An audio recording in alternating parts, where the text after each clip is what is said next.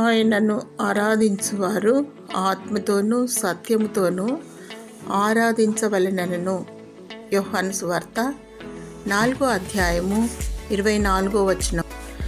దేవుడు ఆత్మయ్యున్నాడు, ఆరాధనలకు యోగ్యుడు, స్తుతింపదగినవాడు, పూజార్హుడు, స్తోత్రార్హుడు, సమీపించరాని తేజస్సులో ఉండువాడు.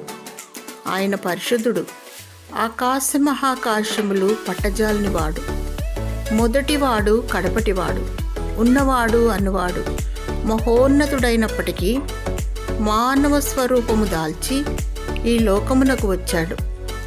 మానవాళికి రక్షణ, విమోచన, సమాధానం అనుగ్రహించాడు. యేసు పొందిన దెబ్బల చేత స్వస్థత, ఆయన రక్తము ద్వారా విమోచన.